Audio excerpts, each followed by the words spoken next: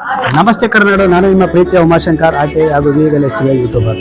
ನಾನೀಗ ಎಲ್ಲಿ ಬಂದಿದ್ದೀನಿ ಅಂದರೆ ಆನೇಕಲ್ನ ಹೆಸರಾಂತ ಪ್ರಸಿದ್ಧ ಹಳೆಯಾದಂತಹ ಒಂದು ದೇವಾಲಯ ಬಂದಿದ್ದೀನಿ. ಆ ದೇವಾಲಯ ಬಂದು ಶ್ರೀ ಸೋಮೇಶ್ವರ ಪಟ್ಟಾಭಿರಾಮ ಹಾಗೂ ರಾಜರಾಜೇಶ್ವರಿ ದೇವಾಲಯ, ದೊಡ್ಡ ಬ್ರಾಹ್ಮಣರ ಬೀದಿ ಹತ್ರ ಬಂದಿದ್ದೀನಿ. ನೋಡಿ, ಇಲ್ಲಿ ಭಾಳಷ್ಟು ವಿಶೇಷವಾಗಿ ಈ ದಿನ ಒಂದು ದೀಪೋತ್ಸವ, ಒಂದು ಕಾರ್ತಿಕ ಮಾಸದ ದೀಪೋತ್ಸವ ಒಂದು ಕಾರ್ಯಕ್ರಮವನ್ನು ಮಾಡಿದ್ದಾರೆ. ಭಾಳ ವಿಜೃಂಭಣೆಯಿಂದ ಬಹಳಷ್ಟು ಜನ ಸೇರಿದ್ದಾರೆ. ಈ ಒಂದು ಕಾರ್ಯಕ್ರಮದ ತುಳುಕು ನೋಟವನ್ನು ನೋಡ್ಕೊಂಡು ಬರೋಣ ಬನ್ನಿ. ಹೌದೌದು, ಕ್ಲಾಸ್ಮೇಟ್ ಅಪ್ಪ ಏನು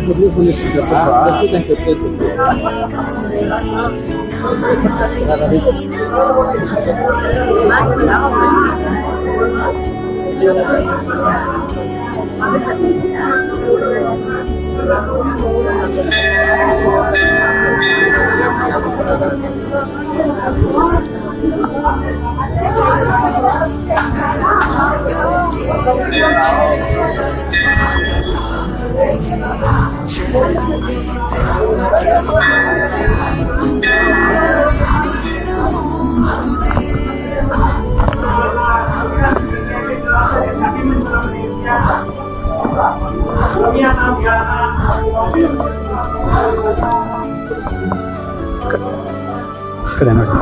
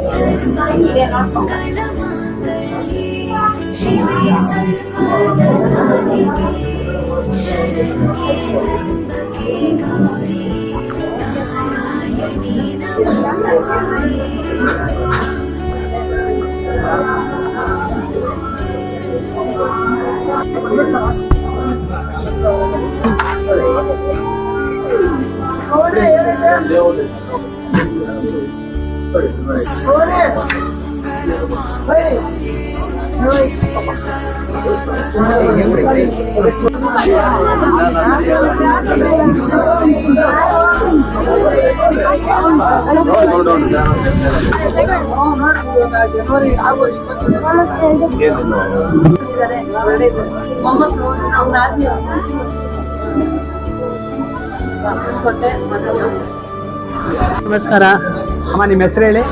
ನಮ್ಮ ಹೆಸರು ಬಂದು ಜಯಲಕ್ಷ್ಮಿ. ಇವರು ನಮ್ಮ ಯಜಮಾನ್ರು ರಾಮಸ್ ಅಂತ. ನಾವು ಬೆಂಗಳೂರಿಂದ ಬಂದಿರೋದು. ನಾವು ಬರ್ತಾ ಇದ್ದೀರಾ? ಸುಮಾರು ಇಲ್ಲಿ 27 ವರ್ಷದಿಂದ ಬರ್ತಾ ಇದ್ದೀವಿ. ತುಂಬಾ ಪುರಾತನ ದೇವಸ್ಥಾನ, ಬಟ್ ತುಂಬಾ ಇಂಪ್ರೂವ್ ಆಗಿದೆ. ತುಂಬಾ ಸತ್ಯನೂ ಇದೆ. ಏನ್ ಬೇಡ್ಕೊಂಡು ಆಗುತ್ತೆ. ಇಲ್ಲಿ ಬಂದು ಹೋದವರು ಮತ್ತೆ ಬಂದಬೇಕು ಅಂತ ಬರ್ತಾರೆ ಎಲ್ಲ ಜನಗಳು. ಪ್ರತಿಯೊಂದು ದೇವರು ಇದೆ. ಸೀತಾ, ರಾಮ, ಲಕ್ಷ್ಮಣ, ದತ್ತಾತ್ರೇಯ, ಗಣೇಶ, ರಾಜರಾಜೇಶ್ವರಿ ದೇವಿ, ಅಮ್ಮ, ಆಮೇಲೆ ಈಶ್ವರ, ಎಲ್ಲ ಪ್ರತಿಯೊಂದು ಇದೆ. ಇಲ್ಲಿ ಬಂದವ್ರು ಯಾವತ್ತೂ ಮತ್ತೆ ಬಂದಬೇಕು ಅಂತ ಅವರು ಮನಸ್ಸಿಂದ ಬರ್ತಾರೆ. ತುಂಬ ಒಳ್ಳೆ ದೇವಸ್ಥಾನ. ಎಲ್ಲ ಬನ್ನಿ, ಆಶೀರ್ವಾದ ತಗೊಳ್ಳಿ. ಎಲ್ಲ ಒಳ್ಳೇದಾಗುತ್ತೆ. ಧನ್ಯವಾದಗಳು.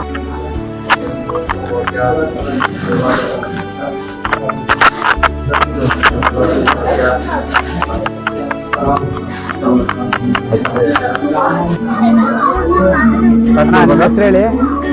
ನನ್ನ ಹೆಸರು ರಾಮಕೃಷ್ಣ. ಗುರುಭ್ಯೋ ನಮಃ. ಈ ಒಂದು ಪುಣ್ಯ ಜಾಗದಲ್ಲಿ ನಡೀತಿರುವಂಥದ್ದು ಇವತ್ತು 29ನೇ ವರ್ಷದ ದೀಪೋತ್ಸವ ಕಾರ್ಯಕ್ರಮ. ಇದಕ್ಕೆ ಪ್ರೇರೇಪರಾದಂಥವರು ಇಲ್ಲಿ ಇತಿಹಾಸ ತುಂಬ ಇದೆ.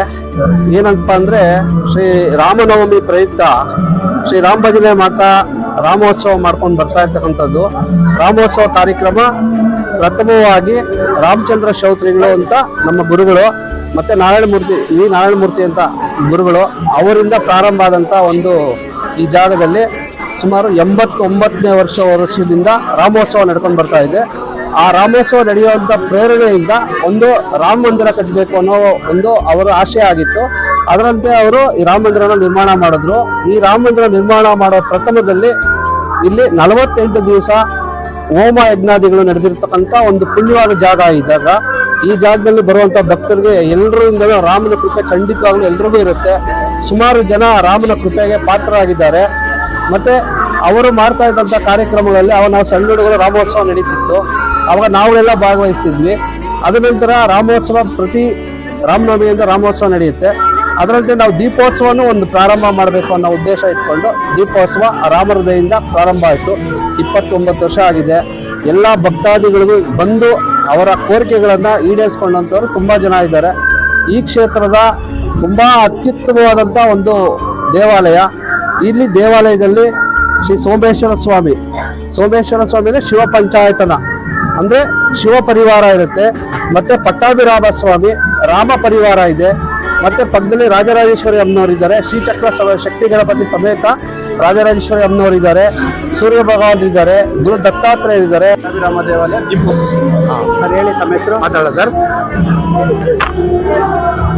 ಶ್ರೀ ಪಟ್ಟಾಭಿರಾಮರ ದೇವಸ್ಥಾನ ದೀಪೋತ್ಸವ ಸಮಿತಿಯವರು 29 ವರ್ಷಗಳಿಂದ ಈ ದೇವಸ್ಥಾನಕ್ಕೆ ಲಕ್ಷ ದೀಪೋತ್ಸವ ದಿನ 12 ತಿಂಗಳು ಪೂಜೆ ಕಾರ್ಯಕ್ರಮ ಮತ್ತು ಲಕ್ಷ ದೀಪೋತ್ಸವ ದಿನ ವಿಶೇಷ ಕಾರ್ಯಕ್ರಮ ಇಟ್ಕೊಂಡು ಎಲ್ಲ ಲಕ್ಷ ದೀಪೋತ್ಸವ ಸಮಿತಿ ಮತ್ತು ಪಟ್ಟಾಭಿರಾಮರ ದೇವಸ್ಥಾನದ ಸಮಿತಿಯ ಎಲ್ಲ ಪದಾಧಿಕಾರಿಗಳಿಗೂ ನನ್ನ ವಂದನೆಗಳನ್ನು ಅರ್ಪಿಸ್ತಾ ಇದ್ದೀನಿ. ಸರ್, ತಮ್ಮ ಹೆಸರು?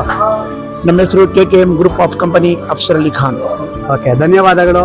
ನೀವು ಯಾವುದೇ ಜಾತಿ ಭೇದ ಇಲ್ದಿರ ಈ ಒಂದು ನಮ್ಮ ಹಿಂದೂ ದೇವಾಲಯಕ್ಕೆ ಬಂದು ದೇವಸ್ಥಾನಗಳಿಗೆ ನಿಮ್ಮದೇ ಆದ ಒಂದು ಸೇವೆ ಮಾಡ್ತಾ ಇರೋದಕ್ಕೆ ನಮ್ಮ ಕಡೆಯಿಂದ ಕೂಡ ತುಂಬ ಧನ್ಯವಾದಗಳು. Thank you. ಅವರು ಮನೆಯಲ್ಲಿ ರಾಮರ ಭಜನೆ ಮಾಡ್ತಾ ಇದ್ರು. ಆ ಭಜನೆ ಮಾಡ್ದಾಗಿಂದ್ರು ನಾವು ಸೇರ್ಕೊಳ್ತಾ ಇದ್ವಿ. ಇವಾಗ ನಾವು ಮದುವೆ ಆಗಿ ಗಂಡನ ಮನೆಗೆ ಹೋಗಿದ್ದೀವಿ.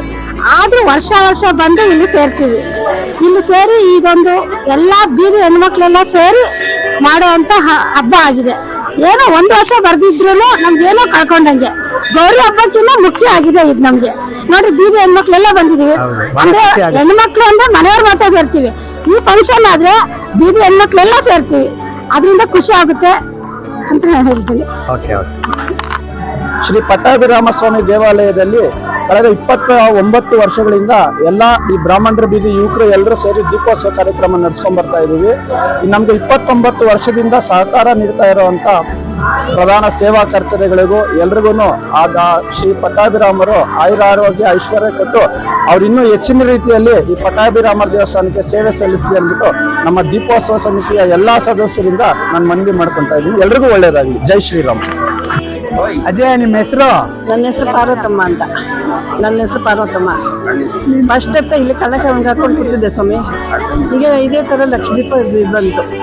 ಅವಾಗ ಇಲ್ಲೆಲ್ಲ ಊರೆಲ್ಲನೂ ಹಾಕಿದ್ದೆಲ್ಲ ಇಲ್ಲಾಗಲ್ವೆಲ್ಲ ಅಂತ ಹೇಳ್ಬಿಟ್ಟು ನಾನು ದೊಡ್ಡಕೆರೆಯಿಂದ ಒಂದು ಮಕ್ಕಳಿಗೆ ಮುಂಚರಿಸಿ ಬೆಳಗ್ಗೆಯಿಂದ ಸಾಯಂಕಾಲದವರೆಗೂ ವ್ಯಾಪಾರ ಮಾಡೋದು, ಸಾಯಂಕಾಲ ಬಂದು ದೀಪ ಮಾಡೋದು. ನನ್ನ ಮಗನ ಕೈ ತರಿಸ್ದೆ, ನನ್ನ ದೊಡ್ಡ ಮಗ ಗೋಪಾಲನ ಕೈಗೆ. ಆಮೇಲೆ ರಾತ್ರಿ ಎಲ್ಲ ಮಾಡಿಬಿಟ್ಟು ಬೆಳಗ್ಗೆ ಹೊತ್ತು ತುಂಬ ನೆಲ್ಲೊಟ್ಟು ತುಂಬಿ ನೀರೊಳಗೆ ಹಾಕಿ ಒಂದು 50 ದೀಪ ಹಚ್ಚಬೇಕು ಅಂದ್ಬಿಟ್ಟು ಮಾಡಿದೆ ಸ್ವಾಮಿ.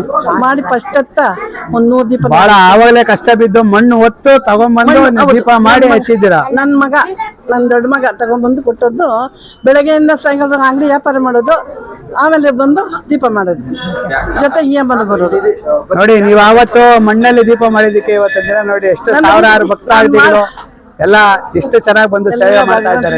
ಇದು ಸ್ವಾಮಿ, ಇದೆಲ್ಲಾನು ಆವತ್ತಿಂದನೂ ಎಲ್ಲ ನಡ್ಕೊಂಡು ಹೋಗ್ತಾರೆ, ಎಲ್ಲ ಸಲ ಮಾಡ್ತಾವ್ರೆ ಎಲ್ಲಾನು ಭಕ್ತ. ಓಕೆ ಅಜಯ್, ಬಹಳ ಖುಷಿ ಆಯ್ತು ನೀವು ಬಂದು ಮಾತಾಡಿದಕ್ಕೆ. ಧನ್ಯವಾದಗಳು. ಸರ್, ತಮ್ಮ ಹೆಸರು? ನನ್ನ ಹೆಸರು ಗುರುದತ್ ಎನ್ ಅಂತ. ನಾನು ಈ ರಾಮ ಸೇವಾ ಸಂಘ ಇದರ ಕಾರ್ಯದರ್ಶಿಯಾಗಿರ್ತಕ್ಕಂಥ ಶ್ರೀ ವಿ ನಾರಾಯಣ ಮೂರ್ತಿ ಅಂತ ಅವರ ಮಗ. ಈ ಒಂದು ದೇವಸ್ಥಾನ ಬಹಳ ಪುರಾತನವಾದುದು. ಅಂದ್ರೆ ನಮ್ಮ ತಂದೆಯವರು ಚಿಕ್ಕ ವಯಸ್ಸಿನಿಂದಾನು ಮನೆಯಲ್ಲಿ ಭಜನೆ ಮಾಡ್ಕೊಂಡ್ಬಂದು ಎಷ್ಟು ವರ್ಷದ ಇತಿಹಾಸ ಇದೆ? ಸುಮಾರು 89 ವರ್ಷದ ಇತಿಹಾಸ ಇದೆ ಇದಕ್ಕೆ. ಅವರು ಮನೆಯಿಂದ ಭಜನೆ ಮಾಡ್ಕೊಂಡು ಬಂದು ಇಲ್ಲಿ ಇರೋರೆಲ್ಲ ಸೇರಿ ಕಲ್ಲೇಪುರಿ ಹಂಚ್ಕೊಂಡು ಅವರು ಪೂಜೆಗಳನ್ನ ಪ್ರಾರಂಭ ಮಾಡಿದ್ರು. ಅದು ಹಾಗೆ ದೇವರ ಅನುಗ್ರಹದಿಂದ ಬೆಳೀತಾ ಬೆಳೀತಾ ಇಷ್ಟು ಈ ಮಟ್ಟಕ್ಕೆ ಬಂದಿದೆ. ಆಮೇಲೆ ಇಲ್ಲಿ ವಿಗ್ರಹಗಳು ಪ್ರತಿಷ್ಠಾಪನೆ ಮಾಡುವಾಗ ಅದರ ಪವಿತ್ರತೆ ಇರಲಿ ಅಂತ ಅಂದ್ಬಿಟ್ಟು ಪ್ರತಿಯೊಂದು ವಿಗ್ರಹ ಪ್ರತಿಷ್ಠಾಪನೆ ಮಾಡುವಾಗಲೂ ಅಲ್ಲಿ ಅದಕ್ಕೆ ತಕ್ಕಂತ ಸಮಂಜಸವಾದ ಹೋಮ ಹವನಗಳೆಲ್ಲ ಮಾಡಿ ಅಲ್ಲಿ ಪ್ರತಿಷ್ಠಾಪನೆ ಮಾಡಿದ್ದಾರೆ. ಆಮೇಲೆ ರಾಮಕೋಟಿ ಯಜ್ಞ ನಡೀತು. ಆಮೇಲೆ ರಾಮಕೋಟಿ ಯಜ್ಞ ಅದರೊಳಗೆ ರಾಮಕೋಟಿ ಬರೆದು ರಾಮದೇವರ ಮುಂದೆ ಅದನ್ನ ಕೂಡ ಭೂಸ್ಥಾಪನೆ ಮಾಡಿದ್ದಾರೆ. ಅದರ ಒಂದು ಶಕ್ತಿ ಅಪಾರವಾಗಿದೆ. ಇಲ್ಲಿ ಬರುವಂತ ಭಕ್ತರಿಗೆಲ್ಲ ಅವರ ಆಶಯಗಳು ತುಂಬಾ ಚೆನ್ನಾಗಿ ರಾಮದೇವರು ಈಡೇರಿಸ್ತಾ ಬಂದಿದ್ದಾರೆ.